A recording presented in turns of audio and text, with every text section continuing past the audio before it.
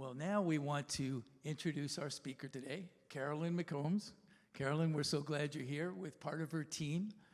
I'll let you introduce the team if you'd like. So, but we're going to read something. Carolyn has given us her biography, so we'd kind of like to read it because there's so much in it, and we don't want to miss any part of this. Carolyn has been blessed to serve in the Patterson community for over 30 years. She's earned a master's in business administration and a BA degree in Spanish and communications, both from Rutgers University. During her early years, she served in various marketing and strategic planning capacities at Chubb & Son, AT&T, and Sony. Pastor McCombs has served in various ministerial capacities, co-pastor of Open Door Ministries, in partnership with her deceased husband, Pastor Charles McCombs, volunteer chaplain for Passaic County Jail, president of the Board of Directors of Patterson Alliance, chairperson of the Passaic County Workforce Development Board Faith-Based Committee. That's a lot of stuff, Carol. That's a lot. In 2006, she partnered with community leaders to establish New Destiny Family Success Center, which serves as a centralized resource hub for more than 3,000 families and youth each year. New Destiny has partnered with various organizations, including the Patterson Public School District and William Patterson University, to establish the full-service community school at the Senator Frank Lautenberg School No. 6. The full-service community school provides wraparound services and support to over 600 students and their families. In the fall of 2020, Carolyn was inspired by the potential of reaching high school youth and partnered with a group of faith-based leaders in North Jersey area to establish Elevate New Jersey, a mentoring program whose mission is to build lifelong relationships with urban youth who will contribute to their communities. The newly assembled team, including 3 full-time teacher mentors, is slated to launch its first 2 Elevate classrooms this fall at East Side High School, providing character education instruction to 60 9th and 10th graders. She takes great joy in being a mom to 2 children and a grandmother to a baby girl and boy. Carolyn has dedicated her life to restoring hope and faith to families, youth, and parents in the community. So Carolyn, we just welcome you, and please come up, and can we give a warm welcome.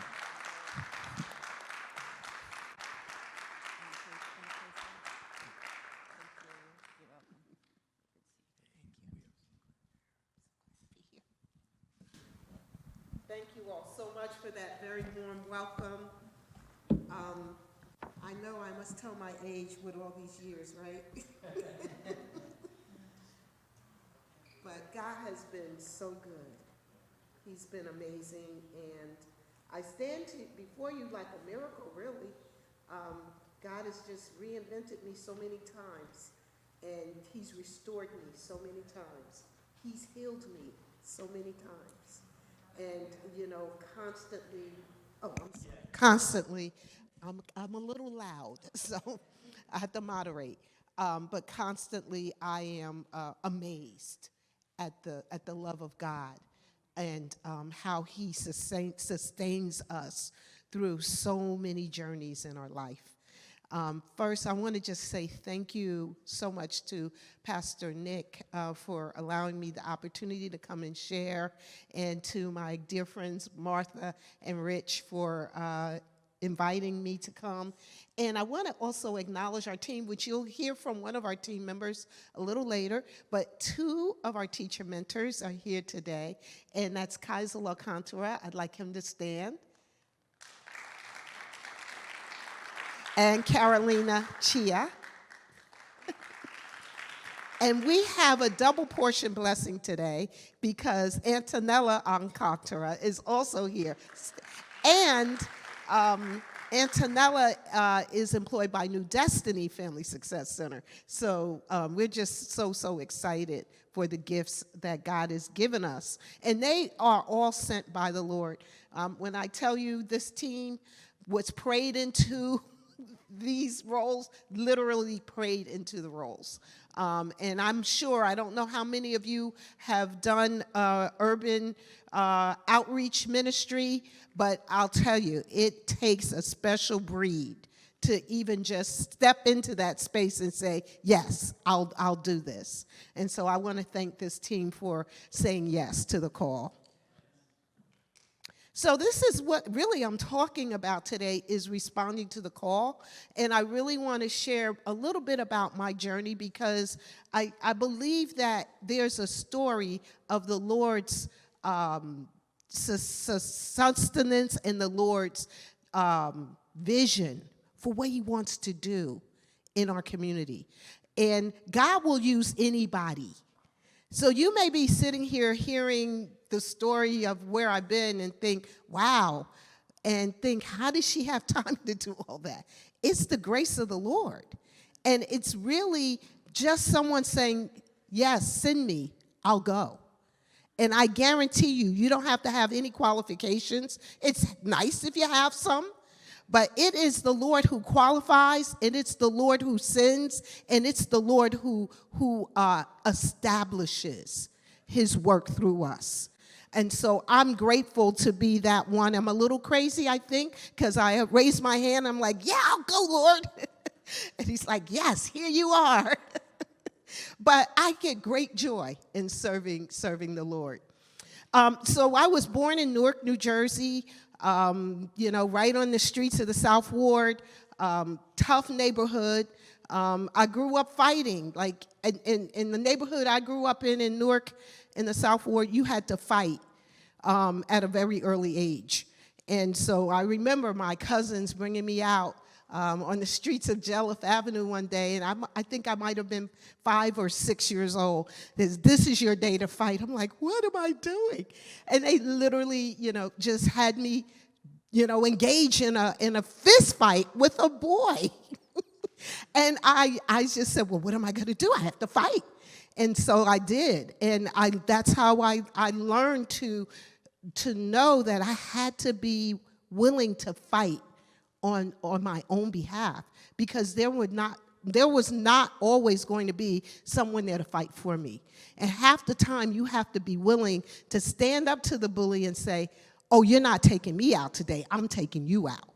And it's sometimes just that attitude that helps you win the battle. So that's kind of how I got started in my life. And so God has been so merciful to bring me through that childhood experience. Thank God for my parents. They saw the need, and we relocated out of the city of Newark after the Newark riots and moved into the suburbs. And so that, I believe, was really a change that really shifted me onto a path of really looking at academics and really pursuing a future. And it's very interesting that I had that experience at an early age, because this is what I learned. When you're a child in an urban environment and you're thinking of survival, you don't think about your future. You're thinking about, how do I survive through what I'm going through right now? How do I make sure I make it home safe today? How do I make sure that, there is, going to be all the needs that I have? How am I going to make sure those needs get met at a very early age? And so when you're in that situation as a child, fighting for survival, you're not thinking about, what could my future look like? And I remember when we moved into the Union School District, I started to dream. I started to write. As a young child, I won an award for Scholastics for creative writing. So I started to see a vision for my life that I probably would not have had I not been shifted out of that environment that I was in into the environment that I came into. So, fast forward, I was blessed to be able to go to college and blessed to be able to have a career in corporate. And I enjoyed that a lot. It was great money, it was great travel, but there was this yearning inside of me, because even though I was living what I thought was the dream for me, I would return back to ministry in Patterson or Newark and say, but wait a minute, how about all these people that are being left behind? You know, I'm fine, my family will be fine, but what about those who maybe haven't seen the path out? What about those who haven't had access to the benefits I've had access to? And so I was always kind of being torn, you know, in my spirit. And the more you talk to the Lord, the more he talks back. And the more you inquire of the Lord, the more he gives insight to what he has for you and how he wants to use you to bring forth his vision. So as I was journeying in my prayer life, and the more you intercede, I see you guys have a lot of intercessory prayer. Prayer is key to seeing the future and seeing the present and seeing the assignment that God has for each one of us. And he has an assignment for each one of us. Whether we want to embrace it or not, I believe we were all brought into this world with a purpose. And I believe it's a God-given purpose to serve in some capacity or another. So after I ended up, in my corporate career, just being blessed, a change came, and I was downsized out of a major corporation. And I believe that was the Lord's sign for me to say, this is your opportunity to make a shift. Little did I know that shift would cost me everything. Because when you decide you're going to step into the service of the Lord, you are stepping into the arms of God. And sometimes God's going to test us to see how serious we are. Because, we can turn back from the mission. And I don't believe God would prevent us from turning back. But I decided that I made that shift, and once I was downsized, I went from a comfortable six-figure salary down to trying to figure out how to survive. And that was quite a journey. But through it all, the Spirit of the Lord was just leading and guiding me every step of the way. Because guess what? When your safety net is gone, where else do you go but to the Lord? And God always has an answer. And so there I was, and God began to open these miraculous doors. And my first assignment was in Alabama Projects in Patterson. And I don't know how many of you know Alabama Projects, but it's no longer there. But it was a public housing unit. I can't remember the number of families that lived there, but let's just say it became a very unhealthy place. Drug dealers took it over. The police had a trailer that was on the property, and they could barely get police who would even walk through the complex because it was that dangerous. Thank God it was torn down, and it has now been restored to a beautiful townhouse community. But at that time, the Lord gave me an assignment. He says, I want you to go in, and I want you to serve the families. And literally, he said this to me in a time of prayer. So I walked onto the property, didn't know where I was going. I connected with someone there, and they said, sure, if you want to come in and offer programs, we're happy to do that. So I started doing empowerment training with women, and women started getting off welfare. They started to get into training. They started to get a driver's license. They started to get jobs. And I thought, oh, this is interesting. God, I feel your presence here. So eventually, I was given an opportunity to have a contract for 6 months. It was funded through Housing and Urban Development, a federal program.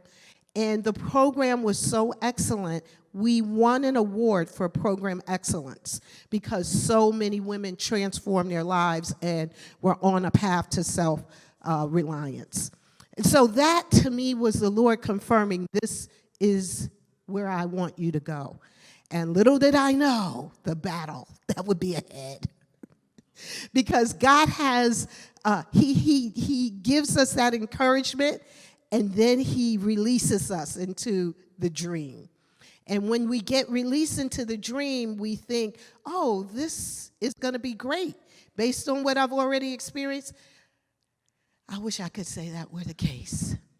But there's always a battle. And this is what I learned. When you are there serving people who God sees as his own, you're going to get opposed. And you'd be amazed the places where you get opposed.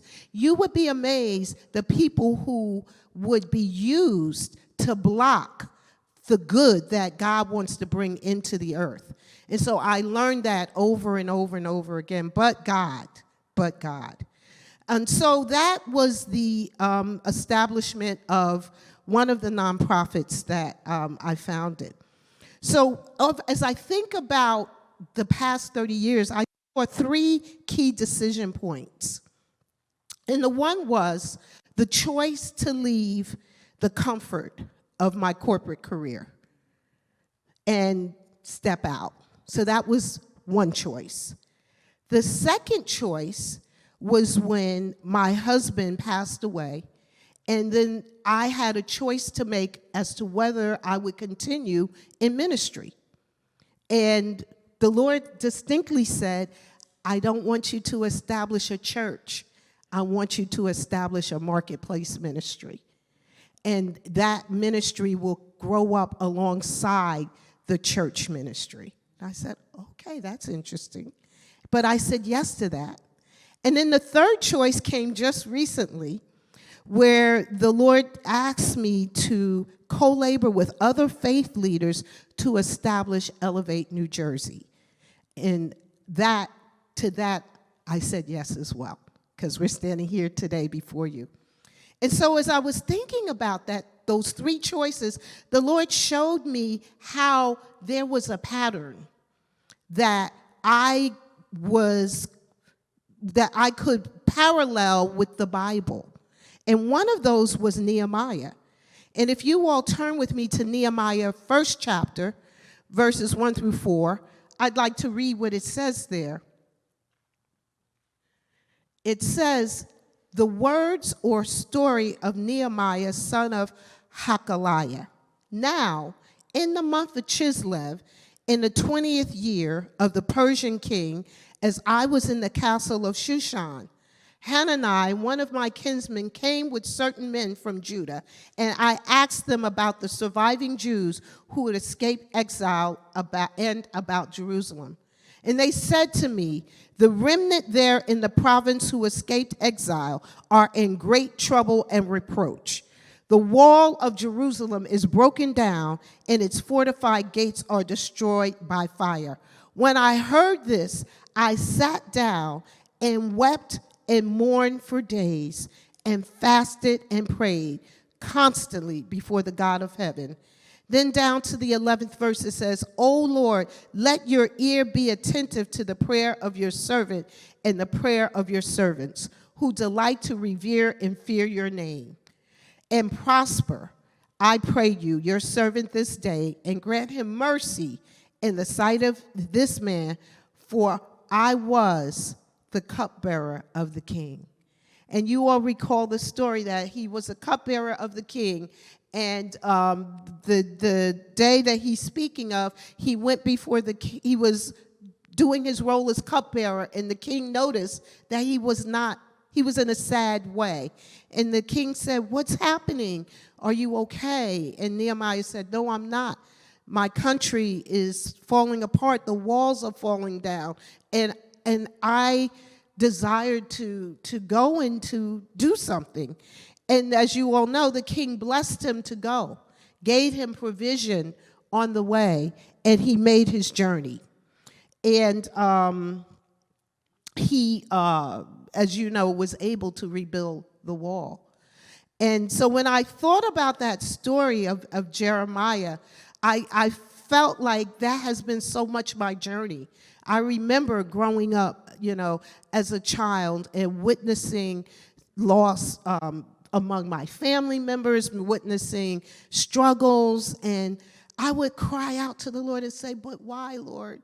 why is this happening? And why is this situation allowed? And the Lord is constantly responding back to my heart. That's not my will. That's not what I want. I want children to be in a safe home where they're nurtured and loved. I want to provide for every family. I want to see fathers restored back to families. And so I would constantly be saying, but Lord, but why? And so that is how the Lord just captured my heart. This is a work of the heart. And what I learned as I've journeyed through this work the past 30 years is if I don't have the heart of the Father, I will not be able to serve effectively. It is his heart that compels. It is his heart that is bleeding, literally bleeding for the communities that we live in. And it's not just an urban issue. It's affecting the whole nation. And so if we don't grab the heart of the Father to understand what is his solution, what is his response, how can we be used to be an advocate, how can we be used to be a help, then his kingdom won't come. We are the kingdom. We are his emissaries in the earth realm. He has equipped us for every good work. And as we lay down our agenda, he gives us his agenda. And what I found out is my agenda at the end is really his agenda. I sometimes I would think, but Lord, I want to run over there and do that. And the Lord says, I'm with you with that, but just grab my agenda. And you know what? I usually end up going over there to do that, whatever that thing was in my heart to do. So I felt so much like a Nehemiah as I would, even just doing ministry in Newark and doing ministry in Patterson, and I would see the need and my heart would be grasped. And, there's so many stories I could tell of, how God just met me in that place and just ministered to my heart. And he would meet me in dreams. That's how I got the name from New Destiny. The Lord met me in my dream and said, I want to establish new destinies for families and for youth. And I knew that was the Lord. And God is faithful to perform what he said he would do. The second choice I had to make was the choice. So the first choice was to leave comfort.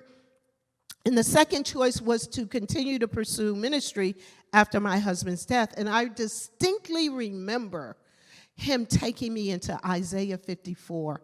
And I want to just share a little bit of that passage with you from the first verse. It says, raise a joyful shout, you who have never gone through labor. You whose husband is dead will bring forth much more than the fertile one who has a husband. Enlarge your house. And it's probably saying enlarge your heart as well. You are going to need a bigger place. Don't underestimate the amount of room that you'll need. So build, build, build. Even if the mountains heave up their anchors and the hills quiver and shake, I will not desert you. You can rely on my enduring love. My covenant of peace will stand forever. So says the eternal one, whose love won't give up on you. The Lord's love will not give up on you. The Lord's love will not give up on me.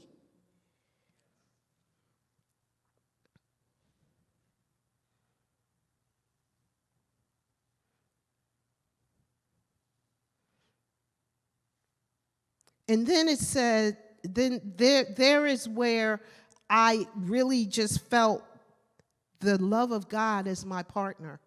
I felt that I could do what God was asking me to do. Because everything, the natural part of us wants to kind of, rise up and say, well, you know what, is this something you really want to do? You don't have to do this. You can still be a part of the work, and you don't have to be in the work. But the Lord had given me his assurance that he would never leave me nor forsake me.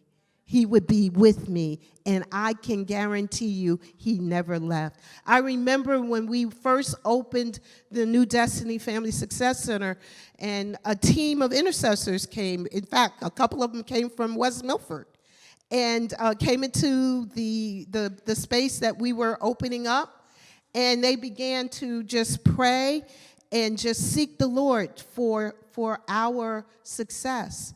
And at the end of that time of prayer, one of the intercessors said, Carolyn, I literally saw angels walking up and down this hallway. And I held on to that, and I knew that God had assigned angels to this work. You have to know that as you step out, you don't step out alone, but you are backed by the host of heaven. And God will send angels on assignment to do what we could never do. And I was so encouraged by that. And in those days when there were difficult times, I would say, but the angels, they would walk in the hallway. And I would just get so much encouragement from that. And I also thought about the fact, how else could I meet 3,000 families in Patterson in a church? There's not even a church big enough in Patterson to hold 3,000 families. But in the Family Success Center, that's what we have the opportunity to do.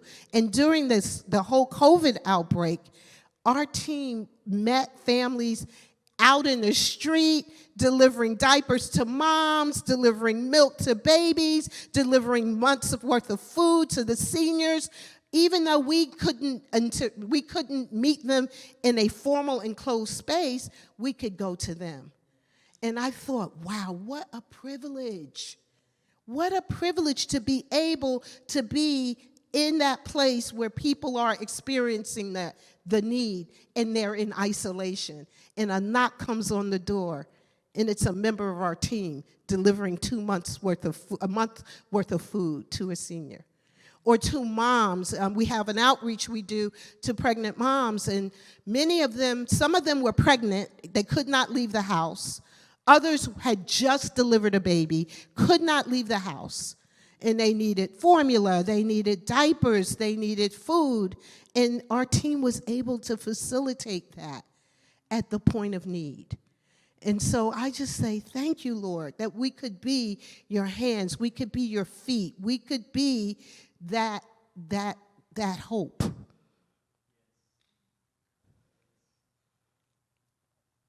And so the third choice that came was a choice to co-labor with other believers to establish Elevate. And I'll tell you, this was probably, I thought the other two were tough choices. I'd say this was the toughest one.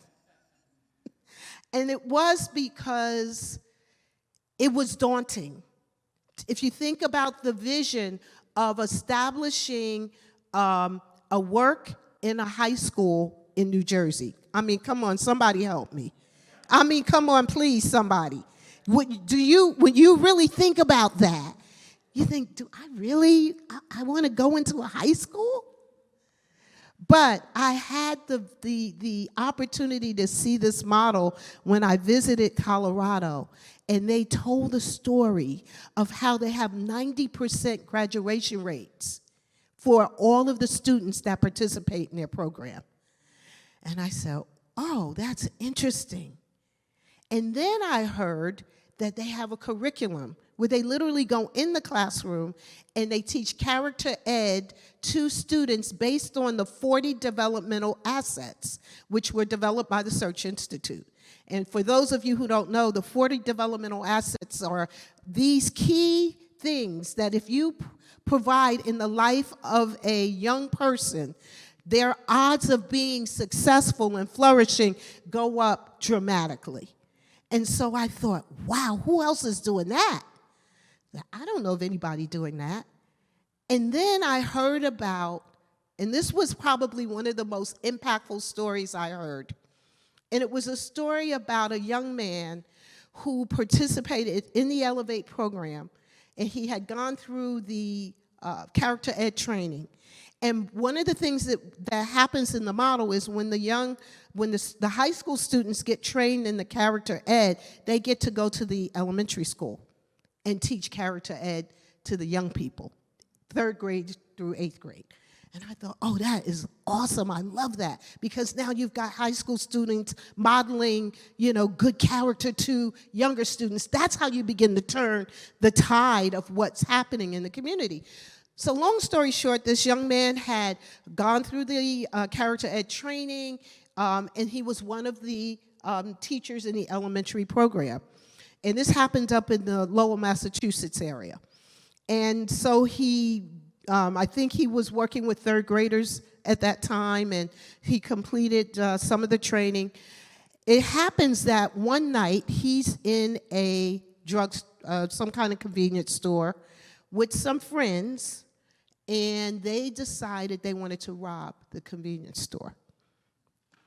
As he's there with the friends and they are figuring out the strategy to rob the store, one of the 3rd graders that he mentored, walks into the store with his mother.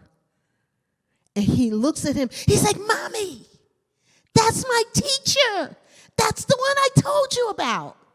Brings his mother over, introduces her to the young man, and at that moment, he was convicted. He's like, what will happen if this young man sees me rob the store?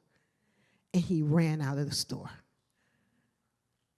And when I heard that story, I said, yeah, we need this in Patterson. We need this in Patterson. And then the Lord began to show me the strategy for how to connect and bring the vision of Elevate to Patterson Public Schools. And they said yes. And God just, again, he assigned angels, because even when it was time for the decision to be made, yes or no, someone stood up on the board and said, absolutely, we need this, without even being coaxed or prompted by anyone. And I said, God, only you could do this. And then it was just the challenge of finding this awesome staff. And I was saying, but God, where are these people? I don't know, but God knows. So I would just say, Lord, I'm going to seek your face. I know you know who they are, where they are. And then that miraculous door opened. And I have to tell you a little bit about Carolina. Carolina was our first staff member. And Carolina has a rich background. She's also served in the military. So she has that in her background, and she was a census ambassador for the city of Patterson. So she brings a wealth of experience, knowledge, and native Pattersonian to how would I have known, except that I met her, in the past, and as we're looking and thinking about how do we staff this, and her name came to my mind. And she will tell the story. I called her up, and she's like, me? I don't know. I said, I see you doing this, Carolyn. And she'll tell you I can sell ice to an Eskimo, but I really felt, I know that she really heard the call of the Lord and said yes to the call. And so Carolina is with us. Our other team member, Giovanni, could not be here with us today, but again, she brings a rich experience to the role. Those Carolina, Giovanni, along with Kaisel, are going to become friends with the students at Eastside. They're going to walk alongside them. They're going to do life with them. They're going to be those people that they can call when they have nowhere else to go. They'll be those confidants. And there's two things I want to do, but I want to bring Kaisel up because I'd like him to share a little bit of how he came to be in this role. And that is the founder of Elevate, Ken Hutchinson, one of the things that he says is that we are addressing felt needs and real needs. But you can't get to the real need until you address the felt needs. And that's going to be our approach. I really believe that the Spirit of the Lord is going to be a strong witness to the students and the families that we meet. Not because we're preaching Jesus, not because we're trying to convert. We're not doing that. But how can we help you? I'm here for you. I'm listening to you. And that's how we begin the process of building that relationship. So I'd like to call Kaisel up, and he's going to share just a little bit about how he was inspired to come and join us as an Elevate teacher mentor.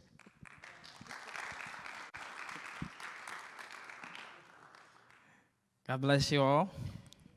And first thing I want to do is thank the church for giving us the opportunity of coming here and sharing. And I want to thank Richard and Martha for inviting us. It is an honor to be standing here before you and sharing a little bit about how and why I'm a teacher mentor, how I became part of Elevate. I like to move when I talk, so I'm sorry if you have a camera, if you have to move it around, but I just like to move when I talk, all right? So I grew up in the Dominican Republic, and then it was one of the worst neighborhood in the country, not Punta Cana. I know many of you probably went to Punta Cana. I didn't grow up in Punta Cana. I grew up in a neighborhood that was really bad. My next door neighbor was the biggest drug dealer in the town, and I grew up without my father in the house. So I absorbed so many different things from there. When I was 20 years old, I came to the U.S. to the city of Patterson, and in the city of Patterson, I thought I was coming for a better future, for more opportunities, and I realized that the place that I was living in was as bad as the place that I came from. So I saw things that I didn't see in my country. I saw kids 10 years old smoking. I didn't see that in the Dominican Republic. I saw people grown-ups, and they used to hide when they used to do these things. So, I was choosing my way to succeed, going to college, get my degree, get better. And, the Lord found me in 2011, and I started developing this hunger for the Lord. I ate my Bible. I literally ate it. I locked myself in the room and I ate it. So the Lord blessed me with a beautiful wife, Antonella. 2014 we married. And I have 4 beautiful kids. And I felt successful. I felt like I made it. I felt like, everything was going good.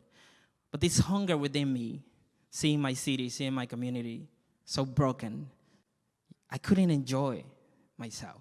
I couldn't just keep going and feeling this pain inside of me. Like, I have so much I can give to them. I have so much I can do for them. And I can't just stay here and act like nothing is going on and live my life as a hypocrite and just go to heaven, make it with my family. What about them? They're children of God too. God loves them too. So in my church, and the former church that I was, there was a gang member in 2016. He joined us, and he started visiting our church. So we connected really quick. So we came up with this program called AAJ, which is All About Jesus.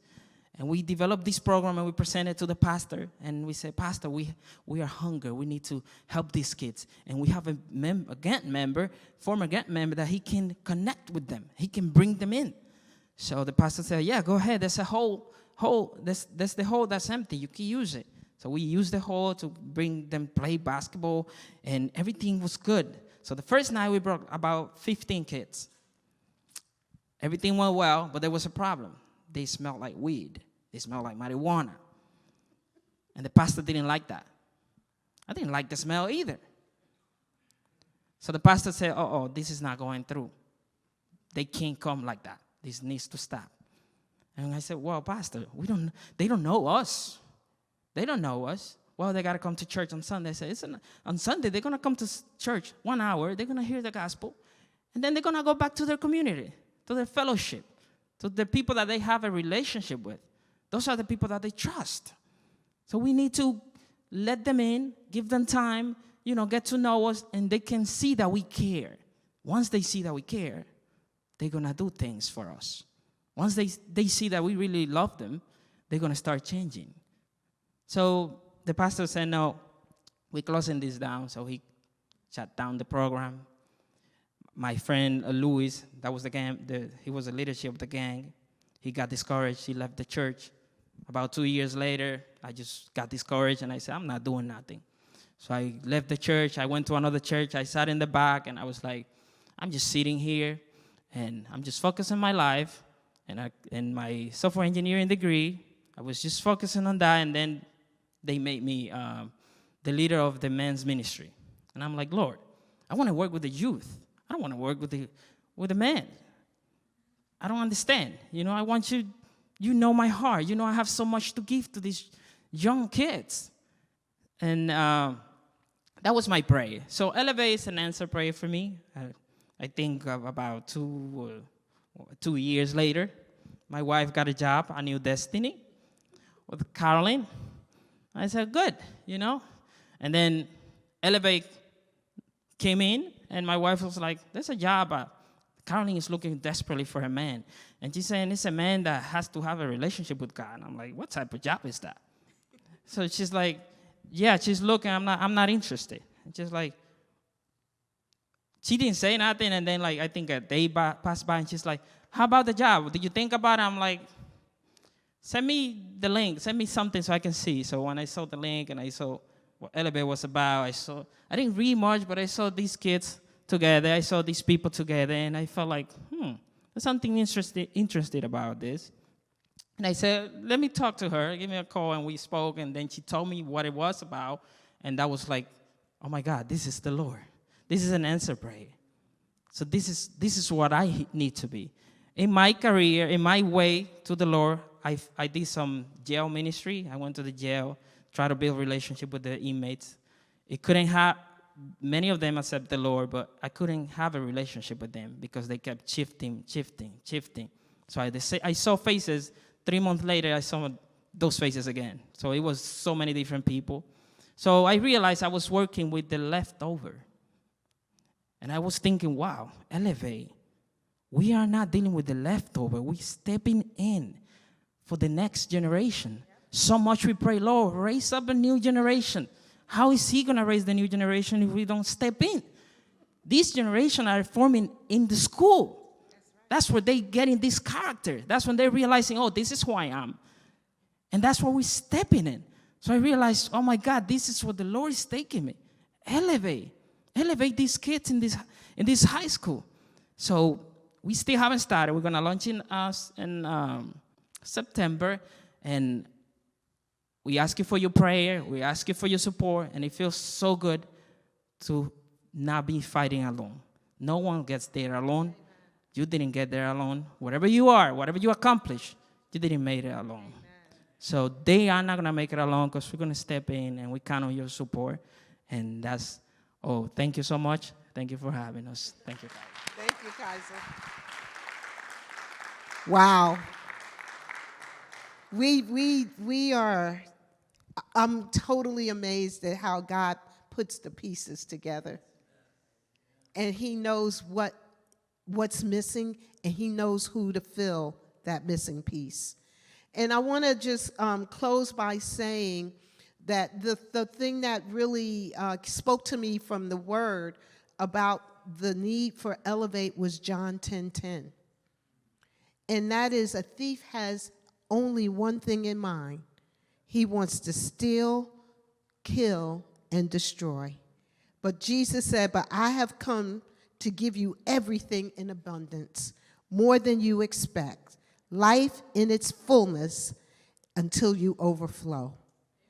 And so in Jesus' name, we are declaring and decreeing abundant life. We are decreeing success. And this school that we have connected with has one of the lowest graduation rates in the state. But God.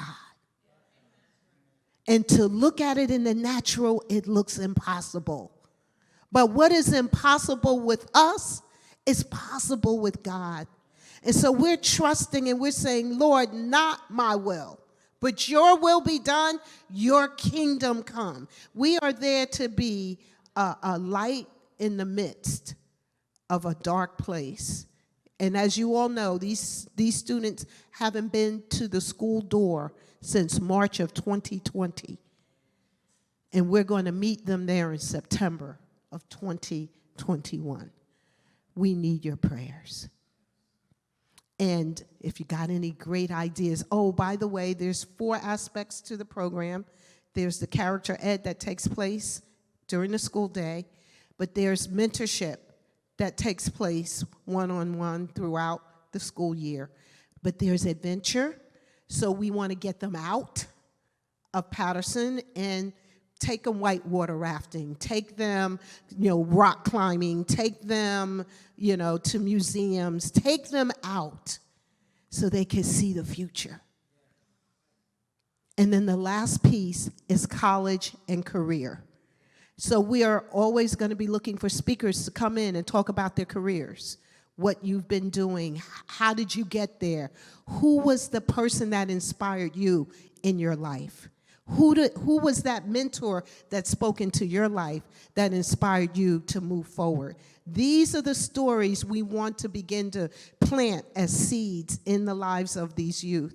And we know that we cannot do it alone. We thank Rich and Martha for coming alongside us. They serve on the board of Elevate.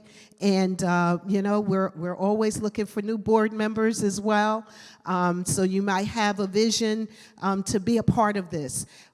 We called it Elevate New Jersey because we believe Patterson is the pilot site, but where the Lord opens doors throughout the state, we want to see Elevate New Jersey established in other high schools throughout the state. Thank you all so much for allowing us this time to share with you, and we welcome you to be a part of the vision.